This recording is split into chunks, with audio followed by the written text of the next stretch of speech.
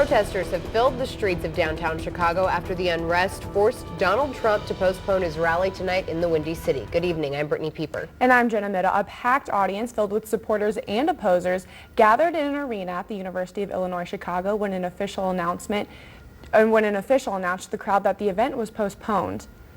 The crowd grew unruly quickly, with protesters and supporters trading insults and punches with each other. Hundreds were gathered outside the arena, and the crowds grew even larger after that. Right now, there is no word on the number of arrests made in Chicago tonight. A Trump event in St. Louis this afternoon also saw repeated interruptions. KOMU 8's Colin Ruane has been covering that event all day and is here in the studio to tell us about the rally and the tensions surrounding it. Well, today's rally went over a wide range of topics, including illegal immigration and education. But even Trump himself noticed more interruptions than usual from protesters. Police escorted several of those protesters from this afternoon's rally, and Trump made sure his supporters noticed. His remarks after protesters were removed drew plenty of cheers and applause from the crowd. One of the common themes he focused on as protesters got kicked out was political correctness. We better toughen up, we better smarten up, and we better stop with this political correctness because it's driving us down the tubes. And supporters and protesters clashed both before and after Trump's afternoon rally. The number of Trump supporters stretched for blocks, even several hours before the rally. Multiple fights broke out between the two sides when they went inside the Peabody Opera House, which is where the event was held today. Most of the Trump supporters were cheerful, while protesters took on a much more serious tone. I'm headed on down this road singing Trump president. What's gonna happen, Lord, my son, I won't forget. As a historian and a Christian, I could tell you that in Nazi Germany, when they came after people, other people didn't speak up. And when they came after the ones who didn't speak up, it was already too late. So, of course, definitely a lot going on today in St. Louis, and with police getting involved, some clashes even led to arrests. Our sister station in St. Louis, KSDK, reports St. Louis police arrested more than 30 people during demonstrations today. Meanwhile, one Republican's wife made a pit stop in Columbia before heading to St. Louis tomorrow. Heidi Cruz visited Dickey's Barbecue Pit for a meet and greet with her husband's campaign activists. KOMU 8's Katie Camerata went to the meet and greet and heard from her firsthand. Katie? When I got to the restaurant, Missourians were trickling in waiting for Cruz. Once she got there, she started talking about her husband's campaign. When she was asked if her husband is going to have difficulties as president after being first-term senator, she responded by saying her husband is nothing like President Obama, who was also first-term senator before running for president. The reason that Obama has been an unmitigated disaster for this country as our president is not because he's a first-term senator. It's because he is an unapologetic socialist running a country that is a majority conservative. He is not representing the will of the people, and he's working with a Congress that has a majority Republican while he is trying to enact a socialist agenda. It's really hard to be effective as a president when you're working against the will of the people. Tomorrow, Hillary Clinton and Ted Cruz will make appearances in St. Louis.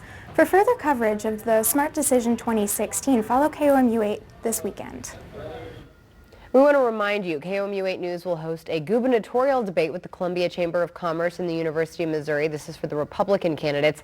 That debate will be live right here on KOMU 8 News on March 17th, starting at 7 p.m. If you'd like to be a part of the live audience, you can get a ticket free at the Missouri Theater. They are free, but you need a ticket to attend.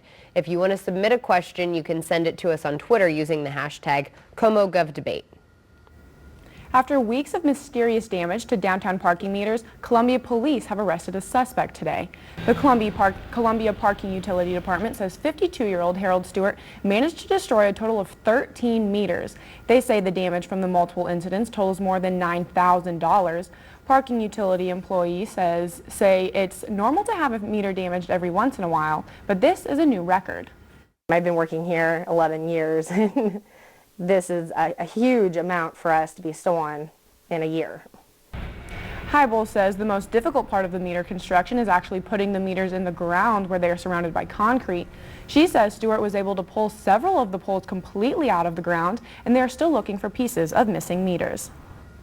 The University of Missouri is putting the public on alert after scammers attempted to profit off autism.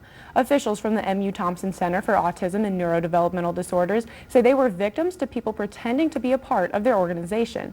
The individuals are offering door-to-door magazine subscriptions that the Thompson Center says are in no way affiliated with them or the university. They advise anyone approached with this offer to contact police. Holt Summit Police ask anyone that can help to identify a suspect who broke into a pharmacy earlier this morning. Video surveillance from St. Mary's Pharmacy shows the suspect carrying a Spider-Man backpack and wearing a dark hoodie sweatshirt. Police also said someone broke into the same pharmacy almost a year ago. Officers caught the suspect within a day that time. They ask anyone with information to contact the Holt Summit Police Department. Columbia Public Schools issued a brief lockdown today. West Middle School, Russell Boulevard Elementary, and the Aslan Administration Building were secured for 40 minutes as police investigated reports of a man with a gun in the area. Police cleared the scene around 11 this morning after identifying a man who bought a BB gun from the mall. One suspect is out on bond and another remains detained after Columbia police busted drug activity in a fast food drive-thru. Police were called to McDonald's on Business Loop 70 on calls of suspicious activity. Jennifer Kidd and Robert Bubo were arrested after a marijuana pipe and methamphetamines were found in the suspect's car. Bonds for Kidd and Bubo were $19,000 and $4,500 respectively. The University of Missouri received a $2.6 million donation today to help fund research into the nutritional value of beef. MU alumni Barry and Marge Slayton donated the money to increase food production in Missouri. The donation will also increase the quality of beef. Barry Slayton says the donation is good for the agricultural community and economy, and that of Missouri is one of top 3 states in beef cattle production. It was nice and sunny for us out there today. Let's send it over to Alyssa for a look at what we've got in store for the weekend. It was sunny today, but we are starting as well as the weekend. I'll have more for you after the break. Most of us welcome the warmer weather. I know I certainly do, but it also comes with a not as welcome guest. KOMU 8's Krista Gamelik looked into what higher temperatures mean for mold. The master of disaster. That's what Adam Kinzer, the owner of Service Master of Columbia, calls himself. And sometimes disaster means mold. It's definitely on the rise. It's something that's always there and something that's always is going to need to be taken care of. With a rainy winter, it's literally a growing problem, and one that's tempting to try and fix on your own. Typically, homeowners try to take care of those themselves, and so that creates an issue when they're trying to dry something that should be removed.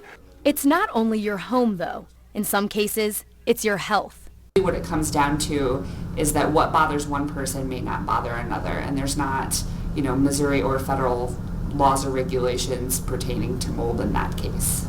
Wayner says the presence of mold most of the time does not affect health, but a physician should be consulted with if there are any concerns. Krista Gamelik, KOMU 8 News, Columbia. In addition to seeing a doctor, Kinzer suggests contacting a professional to help remove mold. And while the warm weather has affected the inside of your home, it impacts the outside as well. You might be tempted to start working in your garden, but it is still a few weeks too early for most vegetables. Stephen Sapp, the owner of Strawberry Hill Farms in Columbia, says the warm weather makes people anxious to get started.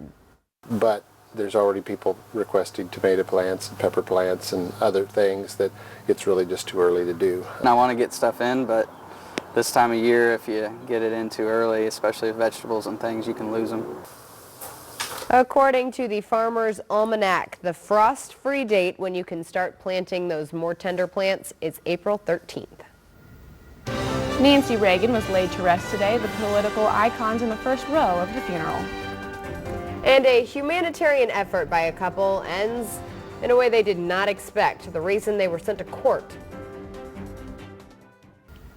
Spring break is just around the corner to get out of town. Why travelers are finding more stress than relaxation in getting to their destination. That's after the break.